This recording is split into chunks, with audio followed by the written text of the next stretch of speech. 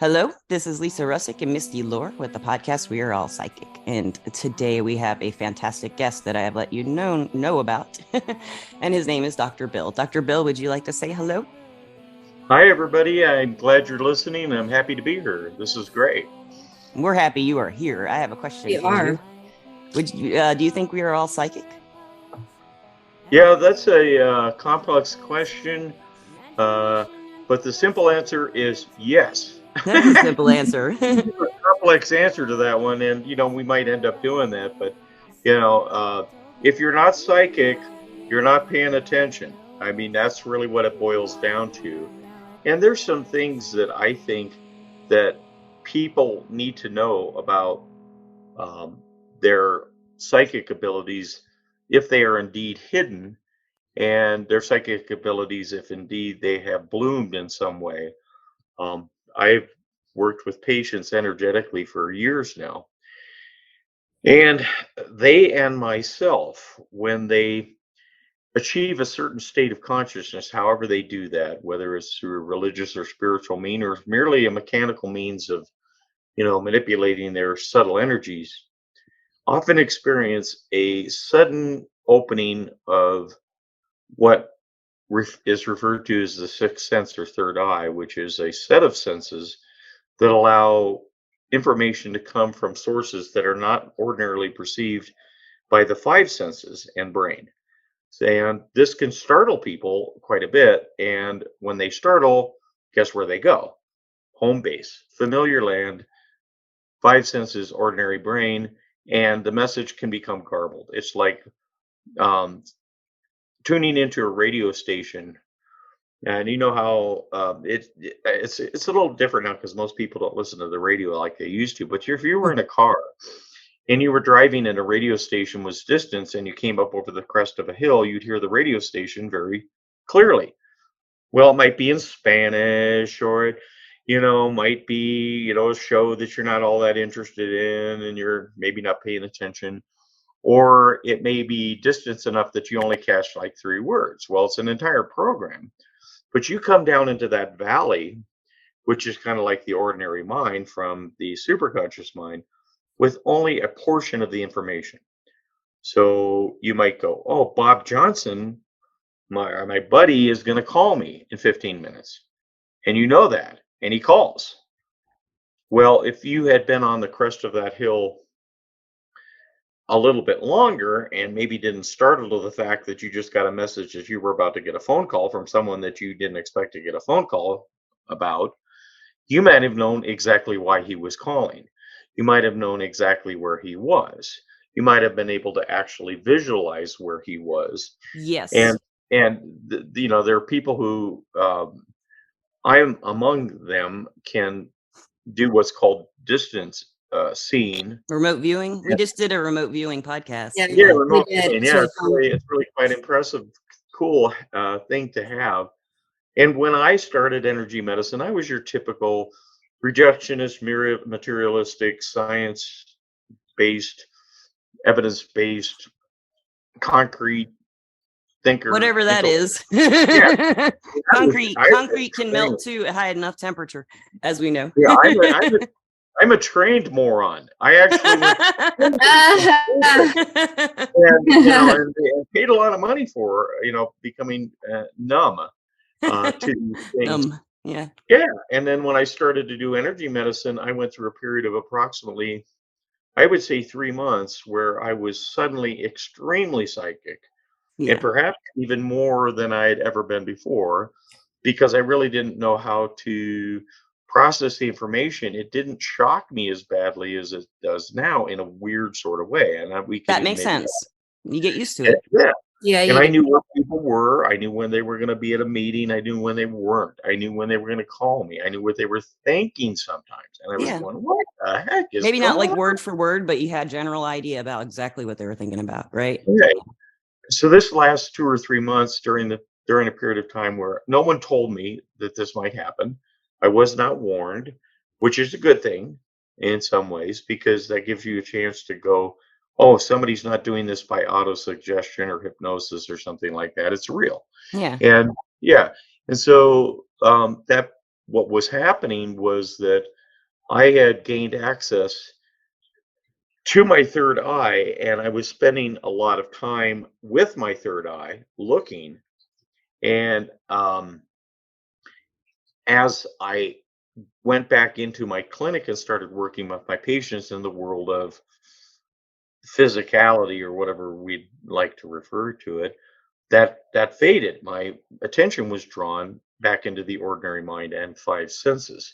So it was like ended up down in the valley and couldn't hear the radio station uh, that were Mhm. broadcasting anymore, or not as clearly anyway. This kind of goes back And to what we talked about before the podcast with my experience. Listeners, you'll hear about that in a minute with your okay, having done the technique. And then, I could work it for a couple days and it faded, but listeners will get to the technique. The yeah, technique is fabulous, yeah. So I mean, if you're psychic or which good we at all it, are. yeah. Yeah. If, I liken it to basketball. It takes a little bit of practice. It's a skill. There are Michael Jordans in the world. The person that gave me the most information, my teacher, is incredibly psychic. And in some ways, that makes her not that much fun to be around sometimes. Because she knows Imagine when her you're side. screwing up. Yeah. And it's just kind of like a teacher that knows you didn't do your homework. It's All the not, Yeah. time, yeah. yeah, not all that cool. Because she can see the wider energy field with ease.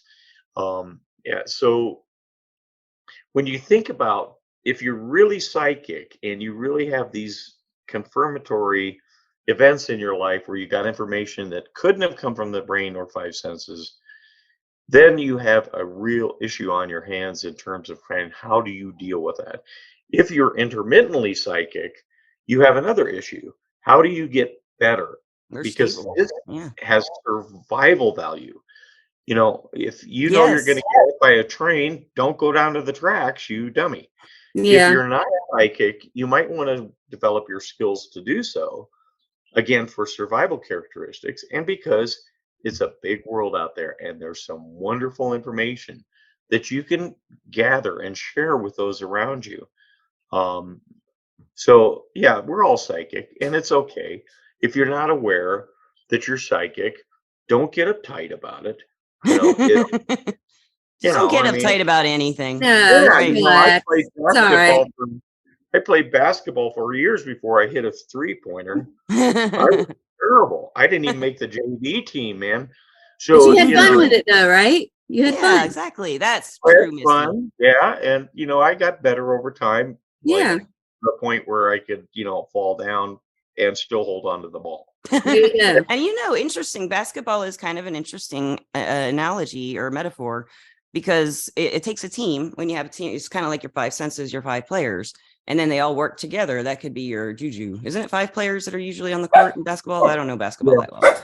So you can have your five senses playing the game, but your energy is the team, the working together, your juju, all of them working together.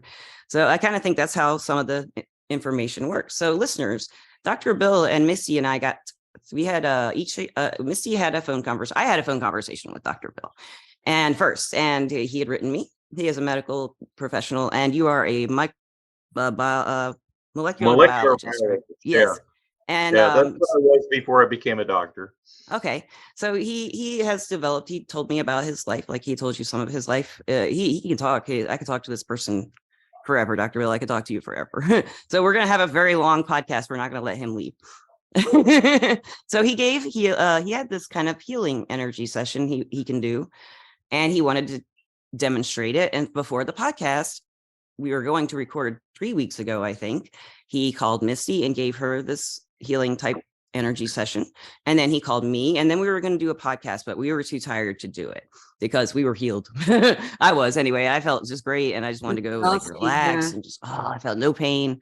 Yeah. And it was truly a really incredible experience. And I think we talked about before the podcast, before we started recording, my experience afterward was the next day I felt pain again. I did the technique and it worked. Then it kind of like the next day I could do it, but not as well. And the next day, not as well. And then not at all. So, Dr. Bill, would you like to demonstrate the technique or would you like to just describe it? Well, it's kind of interesting. If you're driving a car right now, I'm not exactly sure you'll want to participate, because if what is going to happen is, if you have a successful response to what boils down to as an experiment, you will enter the superconscious mind. And the superconscious mind in some people is very good at operating the arms and legs and all the speech and stuff like that. But in some people, it's not so hard, not so good at this. This is why I think some people go into what we call trance when they work energetically. When I started to work as an energy healer, um, for maybe a period of a month or two, I wasn't able to walk or talk immediately after doing a energy session, which was very disturbing because I was in a clinic and I was working on one patient in one room, and then I'd have to go into the next room and talk and interact with the next patient. Well, it appeared that I was intoxicated to Oh, anybody looking. wow.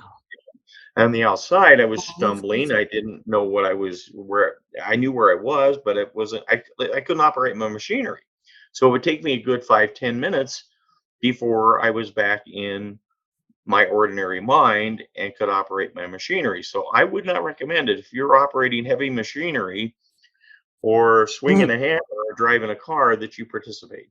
And all you No have to do forklift. to Forklift participate, people do not do this. yeah, do not Mm-mm. while operating heavy machinery. What I would do is you could pull over to the side of the road if you want to participate, but what if you don't want to participate, then all you have to do, and this is a big secret that we'll talk about, is have a negative thought or feeling while we're talking about this. It'll Wow, bring yeah. you right back into the ordinary mind. Interesting. It'll nail you and keep you pinned to that, because we habituate to survival with the ordinary mind and brain and five senses. It's how Yes. we live in this field that we call the physical plane. So anyway, what I think we'll want to do here is do the following experiment. And this is very important to me. So if some of you have an experience during this, I would like you to get in touch with us somehow. And you have a way to do that, right, Lisa? Or do You you? can email me through lisa@weareallpsychic.com and Right. I will forward it to you. How does that sound? Okay. So one of the things that I'm interested in is that I've been doing this I did this with Lisa and Misty at a distance, but I typically do this technique with my hands on a patient or within a few feet of them. And I do not know if this can be translated only with the human voice.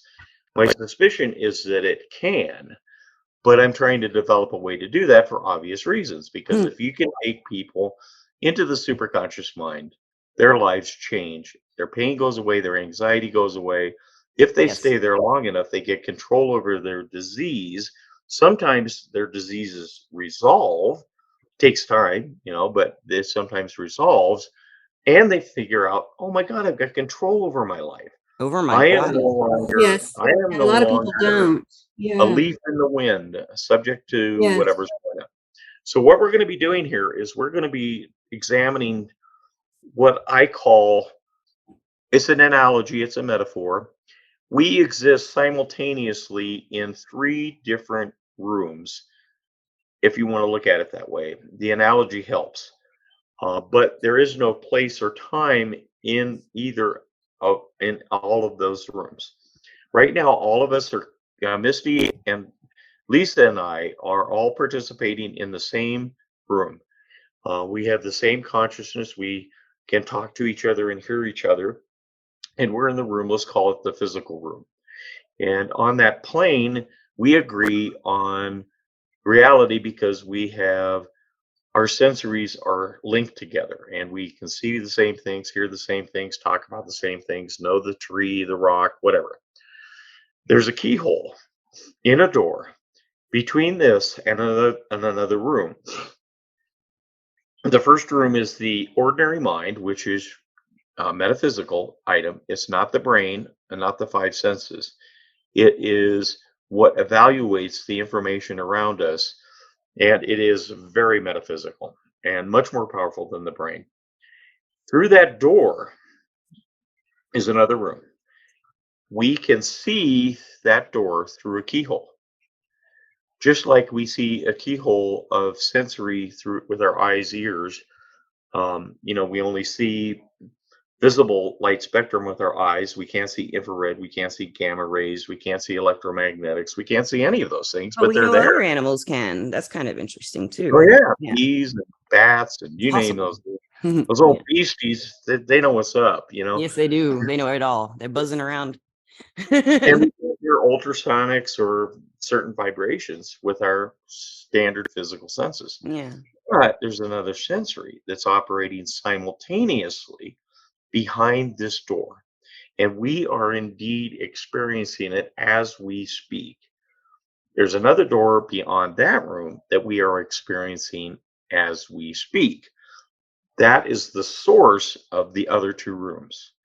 So it's a metaphor. It's kind of useful metaphor. Yeah. So right now you're in fight or flight because that is survival mode on the physical plane. If you're approached by a predator, you either win or lose fighting or flighting it, right? You either run away or you kill it. Right. And it's usually over pretty quick. So it's kind of an acute, very useful for acute things.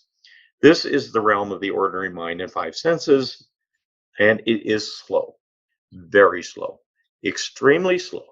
It takes 125 milliseconds to form a complete thought, and that is 8 thoughts per second. So that's the speed of mind. My computer blows it out of the water. The other minds blow that out of the water. It's not even a race. I mean, it's like watching a turtle race a jaguar. Jaguar is not going to stop. Yeah. So you've got the ordinary mind and five senses and brain operating on this physical plane, fight or flight response. Then it gets complicated. The energy field at this state is collapsed, close for fighting and close for flighting. Okay, you want as many sensories close to you if you have to throw a punch at something which is within striking distance. You also want to be able to go off the radar of a predator, because if I can sense energy fields, that a jaguar or a tiger, or you name it, tigers are a great analogy, can sense the energy field of its prey. I mean, they do with an energy field called their eyes. Okay? Yes, they do. And they disguise their energy field with the stripes on their fur. So they're changing energy fields to deceive detectors. With these senses. Yeah, they're changing the energy. That's really cool. I didn't think about that. That's very fascinating. Animals are very fascinating to me. Yeah, the way they think. Yeah, so when you look at that way, you've got a collapsed field. So it's fight or flight, ordinary mind, five senses and brain, collapsed energy field, protector mode. Okay? Protector mode doesn't do you much good if you can't detect a threat. Right. So you expand and contract your energy field into the next room. This is the realm of the superconscious mind, not the ordinary mind, although they cannot be separated. So every second that we live, and it appears to be, at least to me, although I'll never probably really know, that this expansion contraction of the field from the protector mode into the detector mode happens instantaneously and so rapidly that it can't be detected, which means it's going to be a tough one for science, because we have a tough time at detecting the energy field. Especially, we're going to have a tough time detecting its expansion and contraction if we can't measure it. It's going to be toughy.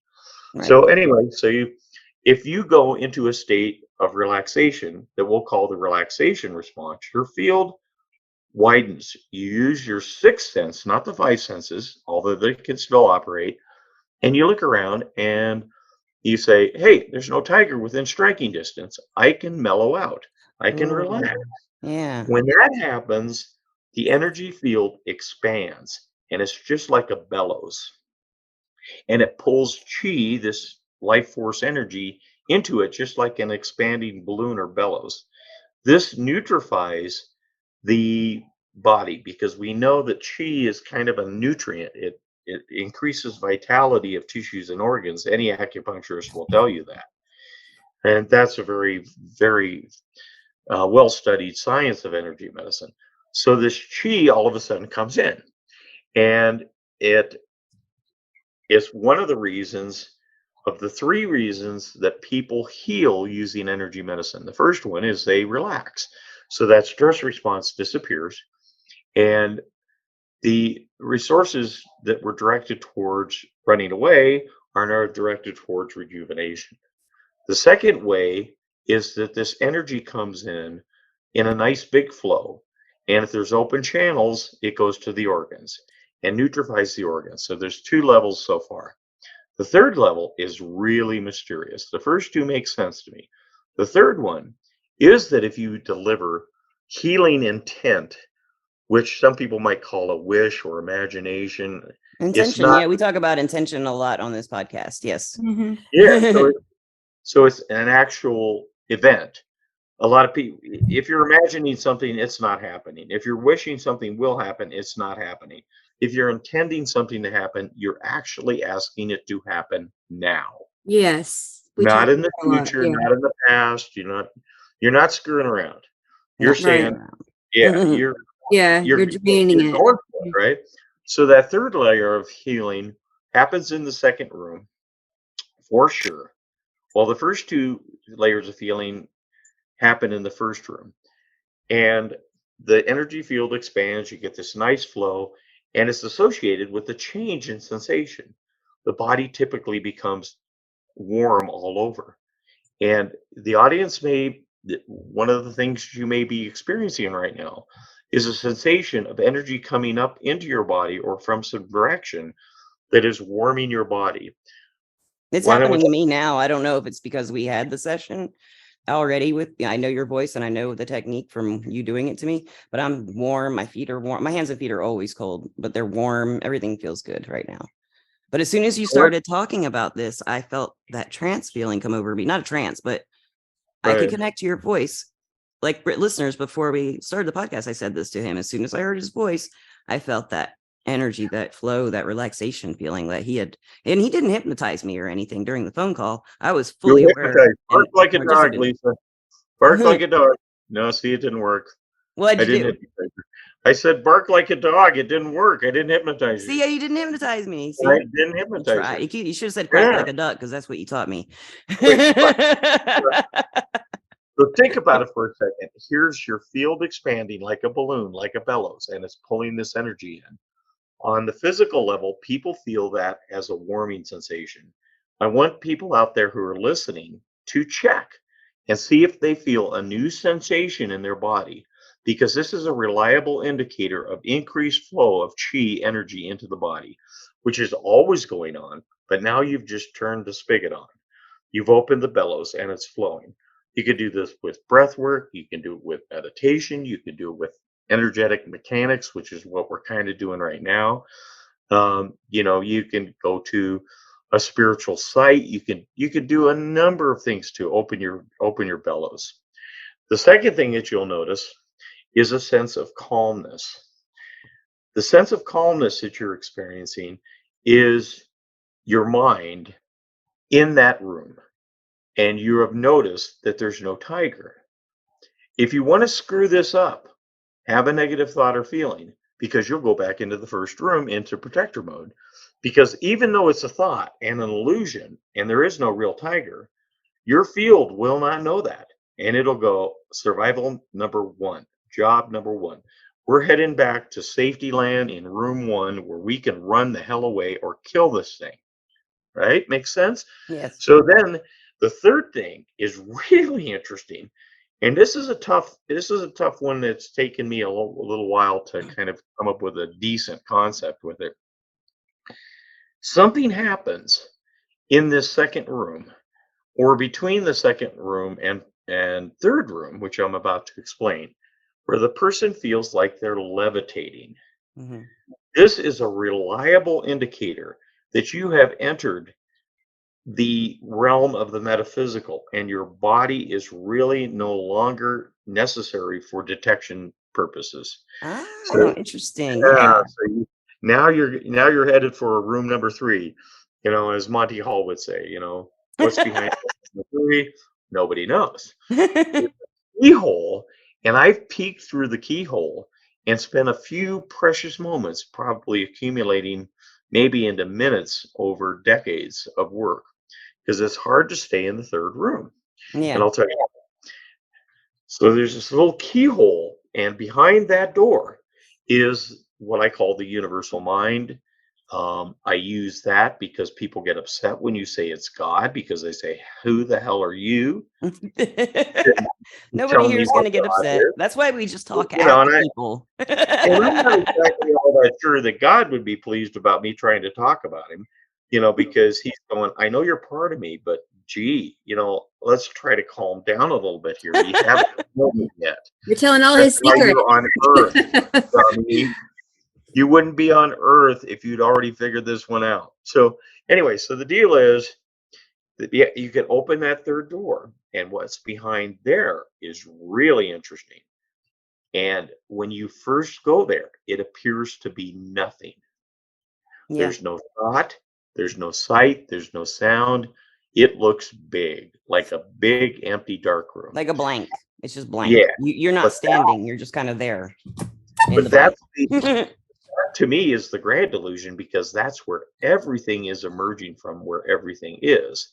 It's just incomprehensible to the ordinary mind. I think it's because it's out of time that we can't comprehend it. It doesn't have time, or it doesn't Yeah, work with time the way we do, or whatever, I think that's what makes it so hard to access, because we have to kind of be timeless to get there and just kind of not think about not Right. we conceptualize time a lot. We could talk about that some other time, but so when you enter that third room, immediately your body goes, "What the hell was that?" yeah. And you end up in room number 1 again, trying to figure it out. Well, good luck trying to figure out room number 3. Really try if you'd like. I wish you the best. I don't think you'll You're not pull it coming off. back if you figure it out, I think. Yeah, I think you probably would stay in room number 3, which is much preferred place, because bodies hurt and minds suffer. And that's why I think that what happens to a person when they die is they're no longer going back from room number 3 to room number 1, room number 3, room number 1, room number 1, number 2, number 1, number 1, number 2.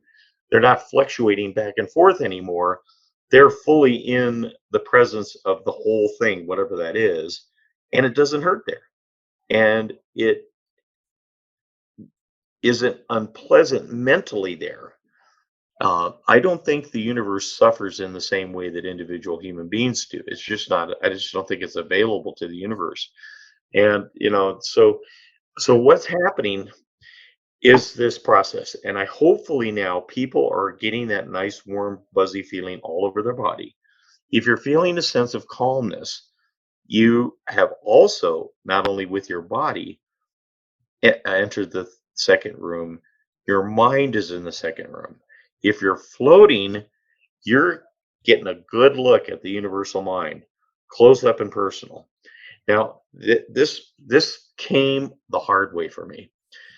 I was working with a woman, and uh, I had been working with her energetically, and we've been getting kind of crummy results. I'd be able to get her out of pain in just different parts of her body. She hurt everywhere, couldn't move, everything was a mess. She had horrible anxiety, totally disabled. She had lost her job, was about to become homeless. Her husband had left her, and her children hated her. On top of all that, and she was falling apart. Well, I was desperate. I didn't know what to do. So I had my hand on her head doing this technique that I call the gold technique.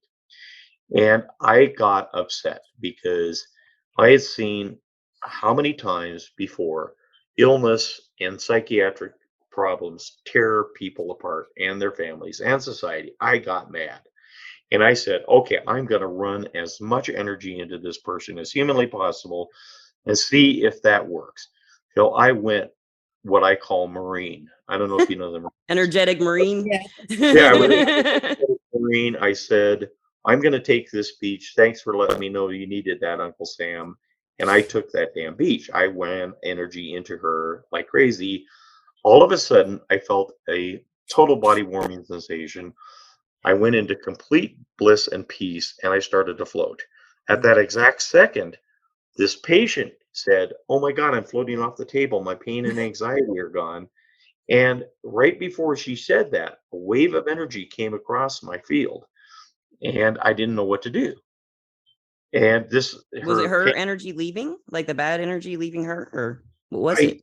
think, and yeah, I think what it was that her field stopped flickering long enough for me to notice it Oh, expanding.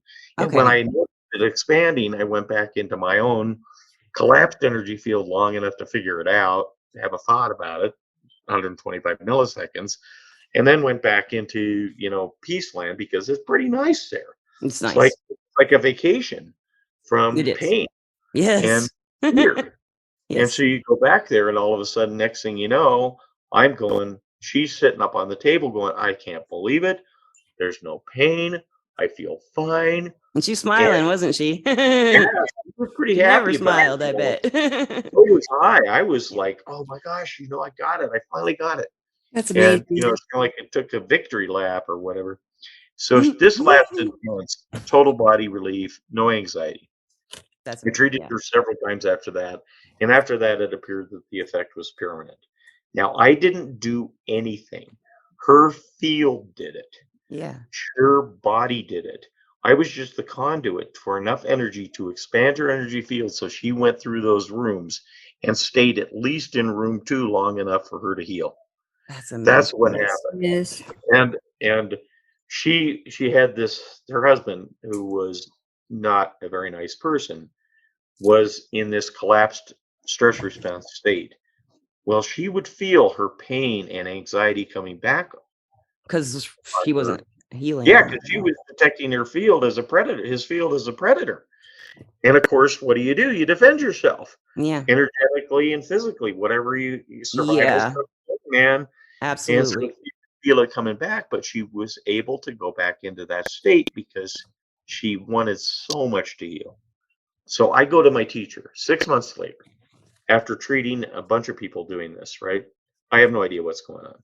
And my teacher is very talented and very popular, world renowned individual. And it was at this meeting, and there were probably 80 people in the room.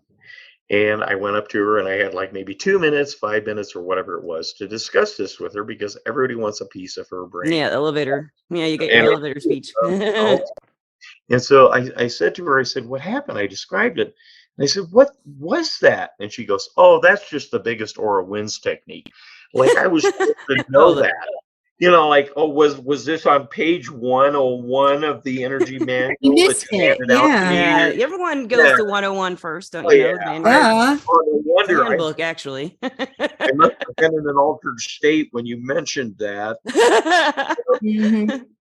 I was Yeah. in the no time in the third room, and I can't remember that. So one of the things that I love to do with people, my patients, my friends, whoever, is take them into that altered state because they feel good. Okay, Yes. so a couple weeks after I did this with this patient and treated a bunch of other patients, got the exact same response. Now I'm a scientist. For Mhm. something to be real, it's reproducible. It's not a hallucination, Yes. right? Yeah. So I go, oh, cool. I can heal people with my energy field. And I learned that you could do it within, several feet because I practiced that and experimented with it in my patients in my room. You don't have to be on top of them. You don't have to have your hand on them or anything. No. So I'm walking down my clinic and I decide, oh, I'll just go before I go into the room to see the patient. I'll go into this state that I call beyond delta, where you're floaty and you're Yeah. warm, calm, and all that stuff. And I did it, and I felt their energy field expand through the wall of the clinic as I walked down the hall. And I went into the room of this one patient, first patient I did this with, and I said, "Well, what are you here for today?" And he goes, "I don't know." And I go, "Well, you just told the nurse that you have, horrible chest pain and all these bad things are happening to you." And he goes, "Well, I don't feel like that now." So I had to stop doing that because I lost my diagnostic information from the patient Yeah. history I didn't doctor. think about that. Yeah, you kind of have to put it Yeah. together. Yeah, Yeah. so you got to be careful because you might lose information about which organ has got its underwear bundled or is in trouble. Yeah. Um, Now, that really hasn't proven to You be gotta as be big a focused. problem as I thought it was, but you can see. So now, I don't know what's going on with your listeners because this is, electronics. But in just a second, I'm going to go with Lisa and Misty and myself into this state called Beyond Delta because it's really one step. There's a lot of explanation that surrounds it, so you know what the hell happens, so you don't have to go back to room number one to figure it out, which will stop the flow. It's like turning off a faucet. Okay. Are you going to do this demonstration with us? Yeah, I'm make going to sure you're stay not laying down. driving. Listeners, I'm laying down because I'm hurting today. So this is going to be great for me. I can't wait. Thank you, Yeah. Dr. Bill. I'm ready. Missy, you ready? Okay, so I'm here we ready. go. Let's see if we can nail it from here. All right. Like hitting a target from a long ways away. And you guys are in Alabama. I'm in Colorado. So this Yeah. shows you that this is a non-local phenomenon. There's no electromagnetic wave involved with it. Otherwise, it would fade and there would be a delay. Okay, here we go. Lisa just went in. Oh, yeah. I felt my hands and feet. Yep. Okay, Lisa went in, but Misty's not in. Misty, or what are you feeling? Misty? I'm just trying to relax right now. Okay, didn't go in. Because I can feel their waves, their wave of their field expand. So I'm going to focus a little bit more and try to go where Misty is, wherever the heck that is. Hartzell. There, she just went in. Did you go in with Yes, Misty? I'm in. Yes. My heart feels like it's in too. It's like my feet and my hands and my heart and everything's starting to. Pretty darn weird. Yes. I can feel You it. When can you see- said go in, I felt it. I felt go in. It felt to me like I was connecting to, like you described it to me as connecting to earth energy and sucking at that point. At that point is when you said that. And that's what I didn't think about anything. I just let you do your thing. And it just started. I didn't try my end at all, Okay. So now the procedure for those of you in TV viewer land, or whatever we want to call it, out eating the sandwich, Podcast world. is to record and remember these three things. Whatever total body sensation you're having, typically a warmy, buzzy sensation. If it's total, you went back out, Lisa. Did you go back out? I don't feel like I did. I just took a Okay, deep breath. I Maybe may have just- expelled something. Okay. I'll try. So there's a body sensation that you'll have. It may be in parts of your body typically, so in the whole body typically it's a warm, buzzy, fuzzy, tingly sensation. Sometimes it feels like a pleasant limb falling asleep type deal. You should also feel a sense of profound peace and rest. There's a bunch of people. I think there's some people going in here. I'm not sure. Anyway, the third one, if you feel floaty, you are deep enough. You are going back and forth between room number 2 and room number 3.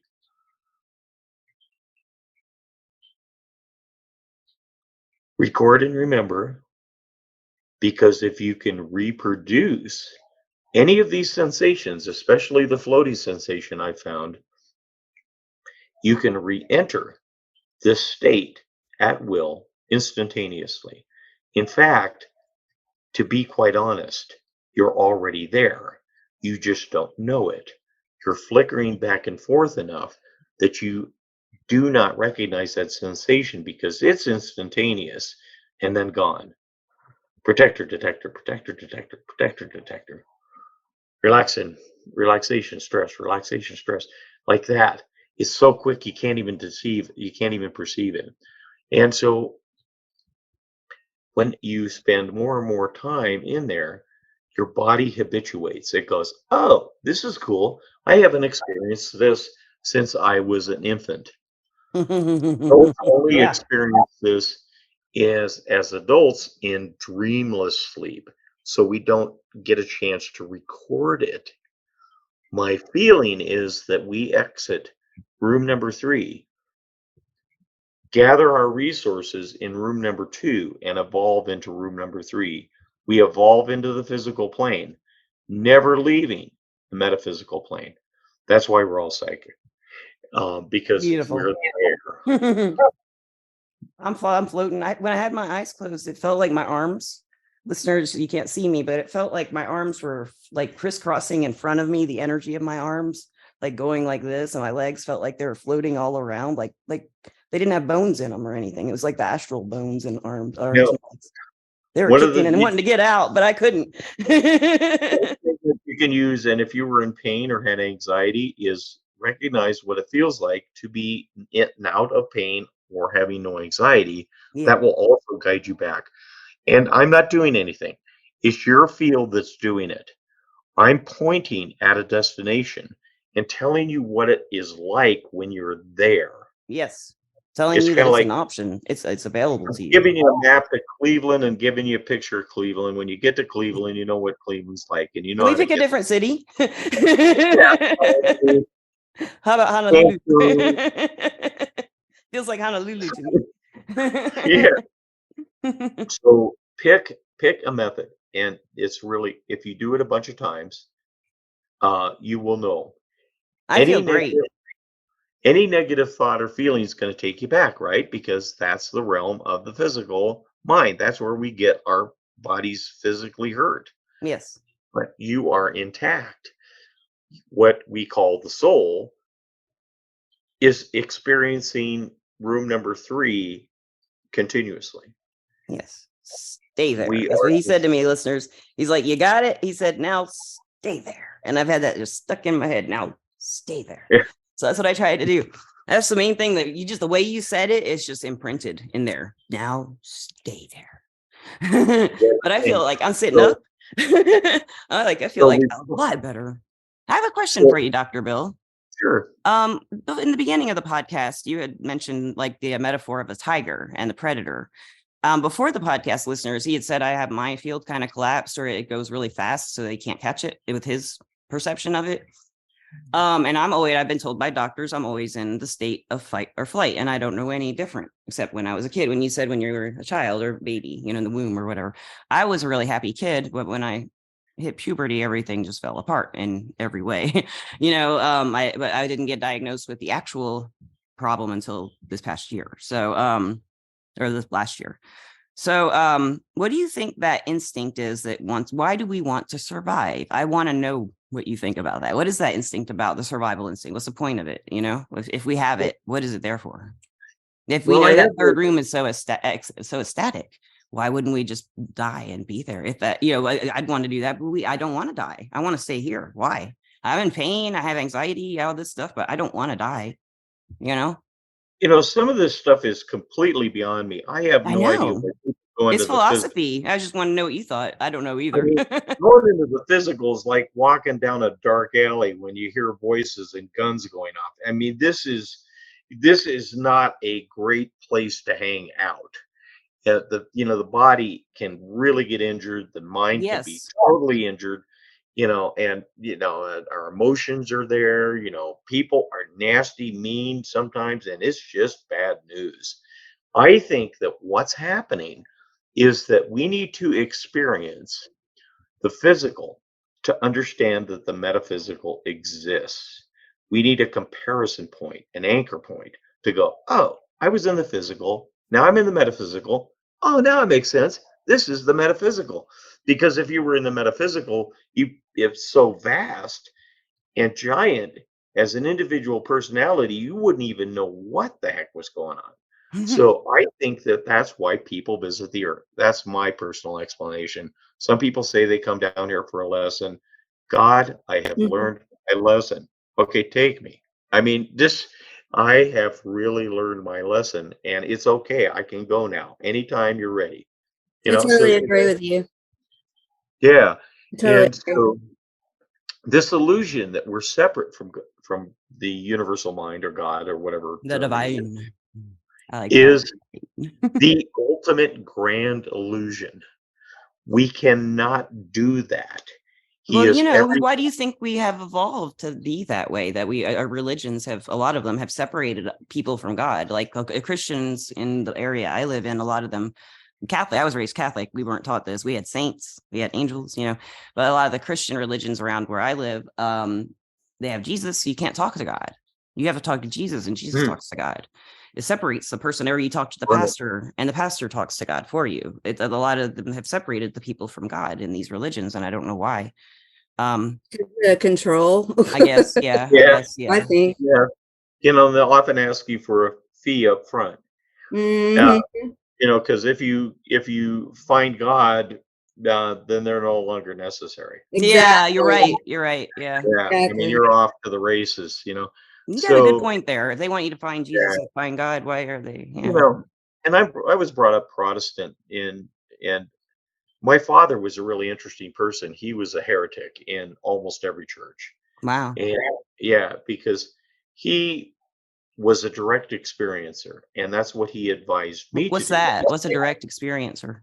He advised me, when I started to get interested in the disembodied being is Christ, when I was quite young, and I would have conversations, and it was kind of weird because it was like you kind of expect talking to someone like that it would be like, oh, here, this is what God and the universe is about. I mean, this was about what my toy truck was like. Right. Yeah. And but it was still the same person that as I grew up, that I knew as this individual that was my friend, as sometimes my only friend. And so he knew this was going on because I told him about it. I told him that I was talking to Jesus and all this stuff. And he said, great. He said, do not stop, which I screwed up and did when I went to, science school. Science school? Yeah, when I started paying to be stupid again, when they told me, hey, here's $20,000 a year tuition, we'll teach you how to be a moron. Yeah.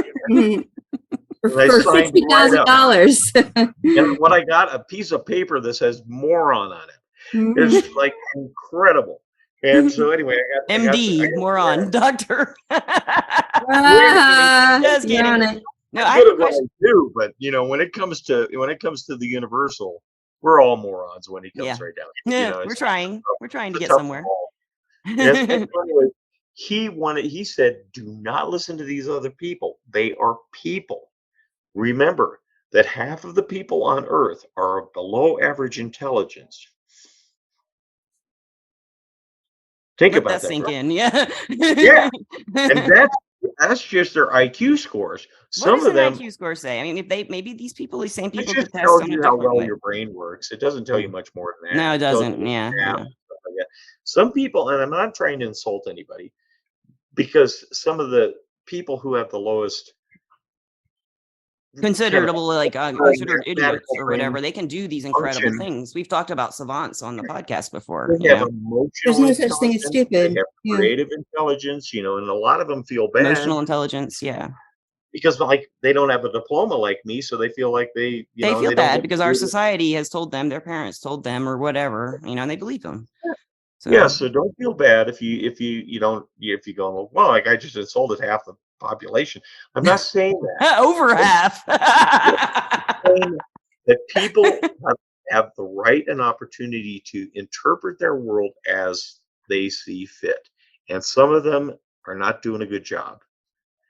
And if you listen to what them, they see fit is me. Their fit is like just going back to the fight or flight. They're fighting. They're fighting. It's like going to Disneyland versus having someone tell you about their trip to Disneyland. Yeah. What would you rather do? And that's what he was telling me. I mean, go, if you're going to the Spirit, go to the Spirit. Don't trust someone else to take you there. Don't trust their description. And that goes for me too. What I just told you may or may not be correct. I'm a physical human being with a brain. That automatically disqualifies me from the whole sacred deal. That is a disqualifying factor. You cannot understand room number 3. I don't care who you are. If you claim to understand room number 3, you are room number 3, and you wouldn't be You wouldn't. bothering me. You'd be somewhere hanging out in room number 3 with other Yeah, room number 3 people. You would be crazy. Or Yeah, beings. and so you'd have other things to do with your time than Yeah. to, yeah. So that's the way I look at it. I look at this illusion, our packaging, our physical packaging, as the grand illusion. We are not separate. We cannot be. The thing that is everywhere, every time, in all things, simultaneously, all at once. That's the best definition I have for the universal mind. It is non-local. It does not have to obey time or space rules. It's there. It's right now. We're swimming in it. We're dunked It's right deep in now. It is right now. it. Yeah. It is eternally right now. Yeah. Yeah. And a lot of people go, well, no, I've got to watch. Okay, fine. Tell me what time it is. Does your watch have a battery? Does it have a quartz I crystal? live here. Or I'm going here. And I'm going like, okay, fine. Do you find Whatever. a lot of people, like, when you have taught them this technique or done it to them and other people have seen it or witnessed it, do they still say like, that wasn't real afterwards, or just he hypnotized me, or that was fake? People for example, after Misty and I did the session with you each, and I woke up the next day and I felt the pain, and then I was able to kind of duplicate it that day and get rid of the pain. Do you find anyone like the next day they wake up and they're like, he just like whatever, he did something that they don't even know what hypnosis is, say, but they would excuse it away with something they don't even understand either? Does anybody do that, or are they pretty blown away by it all the time? I didn't have time to learn hypnosis. I probably should have, because it might have come in handy at certain points with my patients, but I don't know what's happening. No, I'm just asking if anyone's ever like not believed it after they've actually experienced it, Oh no, that hardly ever happens. That's what I was wondering. I can't believe that it would happen, but I just wondered if somebody would still psych themselves out so much for the next day to be like, no, Maybe it is amazing. It's blown my mind since you've spoken with both of us last like 3 weeks ago. I've been working on that technique, and like I said, now I've got you on recording doing it, so I'm going to be able to listen to it whenever I want. Listeners, like he said at the beginning of the podcast or somewhere in here, if you have an experience through this, we'd love to hear about it. So email me, or I'll pass it on to him, Lisa at we'reallpsychic.com. We want to hear if you have any experiences from doing this technique on this podcast, listening to this podcast. He's trying to figure out if it's capable to transfer it through a recording, for example, and you're writing a book about it too, right? Yeah, what I've decided to do, initially I started writing a book, and then I realized, oh my gosh, this is ink on paper. This is not going to work. Yeah. And so I decided to do an audiobook instead, because then I can do for sure with some people what many of my patients have experienced. Just talking to them and telling them what to do, they can pull it off. The first time you should do the audiobook. You should do the recording. Yeah. So the first time I went into this state, I had no idea it was going to happen to me. All I did was pull in a bunch of energy into my body, just like I did with that woman with fibromyalgia. And, you can induce this. My teacher took me into this state on 2 occasions that I recognize for my instruction. She helped me out. She introduced this to me, and it was kind of like, I think she's kind of like a decent mother. I call her my what's her name? Do you mind if I? Oh, not at all. Her name is she's a doctor of divinity, Rosalind, ROSALYN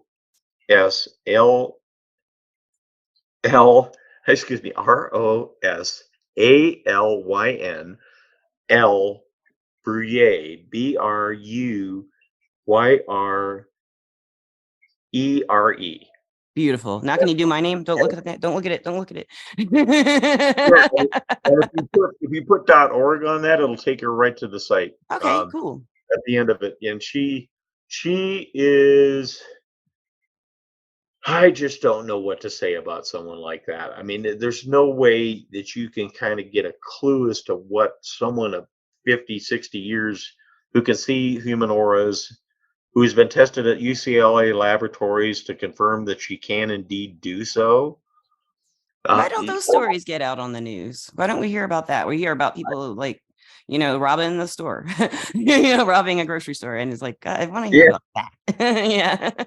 So, so go to her site. She teaches online and in person And there is nothing like going to one of her sessions in person. I would highly recommend if you can pull it off. And it's a week's accommodations, and $750. It's cheap for what you get. I mean, it's a dirt cheap introduction to whatever she's teaching at that point. I mean, Yeah. she taught me distant healing techniques after I'd learned them, but my ability to do so after working with her for 5 days markedly accelerated. That's how good she is. She knows how to take a person who knows nothing to expert in no time flat. That's really And fascinating. yeah, she's a diamond. I'll look her up. Yeah, I'd like to see. I'd like to learn from her myself. Although that's Yeah, a I lot of gotta money get for me.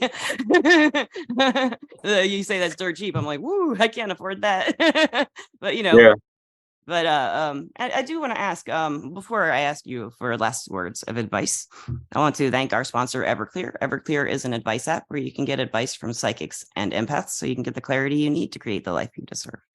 And I'd love to hear any advice you have to someone who's just starting out with trying to do some healing energy work, but especially if they're doctors and maybe they're just starting to realize there's more to this than just science has told me or what classes have told me. And maybe they're feeling things like experiencing things like you did a long time ago. What would you say to them? Maybe those doctors or medical professionals, anyone who's in the field, and they're starting to really know this stuff is for real. This is something they can do and work with to heal. We are all energy healers. You cannot get away from this. You are either doing harm or you're doing good. And the only way you can do harm is to not do good. This is really interesting. All doctors are energy healers. You've heard of the placebo effect, Yes. where Is it's that what it is? going to work, and it helps it work. There's also the nocebo effect. You tell them something bad's going to happen to them, it's more likely to happen. Yes, More that's so likely true. to help. That means that every doctor, every person, every one of us has an enormous responsibility to be extremely careful with our energy fields, to be extremely careful with our words, which are just an expression of our energy fields. Yes. Because this place that we are in, we are like cells, individual human beings, cells in a giant organism. And if one cell is harmed, the entire body suffers. And when you look at that way, you would be crazy to harm another person. And other people go crazy. I know that. I see it every day. But if you're sane, that would be the last thing you would do, is to harm another human being energetically or via your words or actions. And one of the things that I think will happen with energy medicine is it will bloom in the next few years I think so. as a societal force, because people will go, this is where the good is, and that's where it is. We've been hiding it too long in the churches and our spiritual traditions. It has to be a Yes, component of our daily lives. I agree. When we win that battle, the earth will change. I'm there with you. I'm on the battlefield. Or Yeah. room 2. I'm in room 2 with my flaming sword. And then Frankie up there, he's going into the third room to just hang. That's Frank. That's the one I was telling you that was he's bred with my boyfriend's dog. Missy, thank you. Frank, thank you. And Mr. Dr. Bill, I almost called you Mr. Bill. Mr. Bill. Dr. Bill, I just want to say you've heard that a million times, I'm sure. But I'd love to thank you for coming. This has been great. I want you to come back anytime you want to and talk some more, because I need more of your recorded voice. I'll wait for the audiobook, I guess. And listeners, remember to just recall, reproduce, and remember, and remain. Review. Wait, do that again. The 4 R's. R's. 4 R's. It's a pirate thing. R. Okay.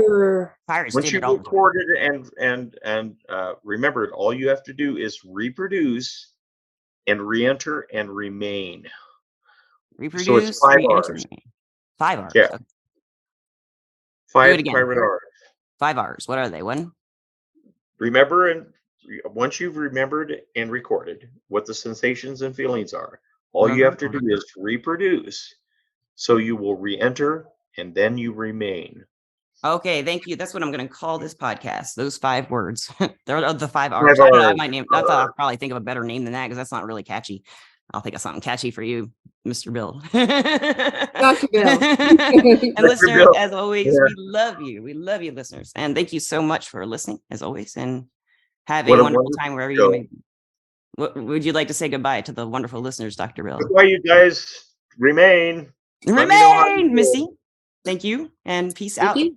Bye-bye. Bye. Bye.